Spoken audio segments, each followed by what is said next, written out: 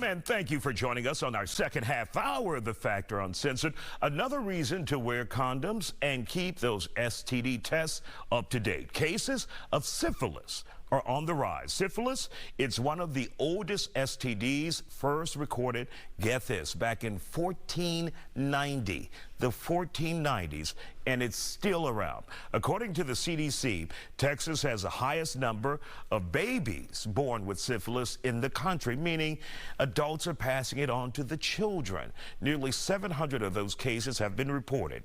The U.S. as a whole has seen the largest jump in cases in decades. The CDC says cases have increased by 32% between 2020 and 2021. Let's bring in OBGYN, Dr. Marcel Thompson, to talk about this. And when, Dr. Thompson, when I look at those numbers, 2020, 21, we're looking at pandemic times. Correct. And so why do you think, were people at home bored and they took their nasty asses out and have unprotected sex? Right. What?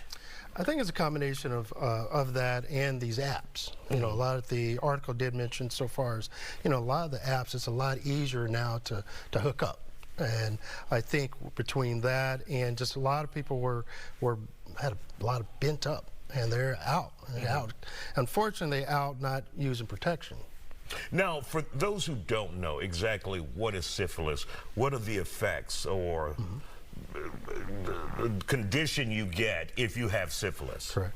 There's about 4 stages of syphilis. The first stage, some people will get maybe a sore in their genital areas, maybe a rash. And a lot of people it'll go away, so there's no matter, but it stays in the body. And it stays in the body, it could cause like a lot of dementia and further, it causes eye problems, it causes a lot of different, it's called the great mimicker because it causes a lot of different types of things that can relate it back to syphilis. So if caught early, if you come in and see it, it's very treatable. Fortunately, it's treated with penicillin. So if caught early and if the provider is very aware, they could catch it very early. And are we talking about both men and women showing symptoms and signs of this if they get it? Correct.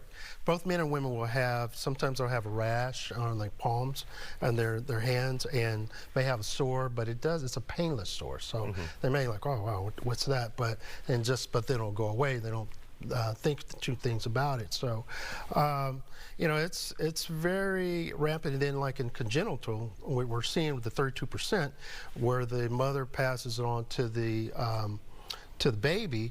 Now, we test a lot during prenatal stage. We test at least twice when they first come in and toward the end for syphilis, and we could treat it during pregnancy.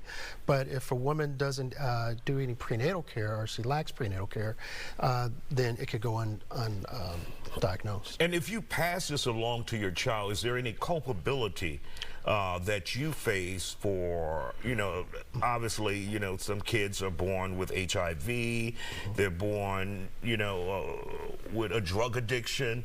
Could the parents be held culpable by law enforcement if the child is born with an STD? Well, I mean, a lot of people who, particularly if they didn't have good prenatal care, so they're not culpable, they're just treated, so they're not, nothing's happened. You won't be arrested. Right, you won't be arrested or anything.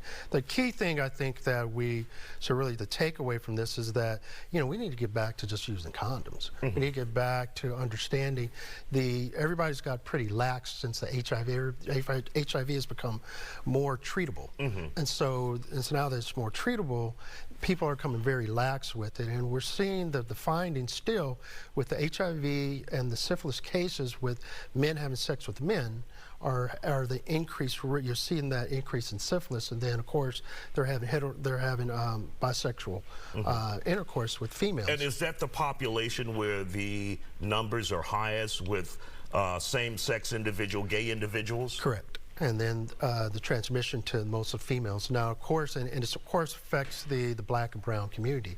Most of the cases that we see that are affecting black and brown women. And so, and as we said in the intro, 1490, the 1490, how is it still around? You know, is it are we only treating it? There's no cure for it? No, it's a cure for it. It's just the public relation. We almost had it. We thought really back in the 80s or so, we damn near had it, you know, taken care of.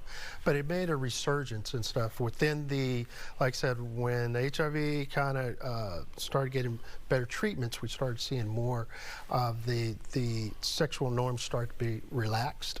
And when that happened, we're now seeing, we're back to numbers back in the Love generation, 1970.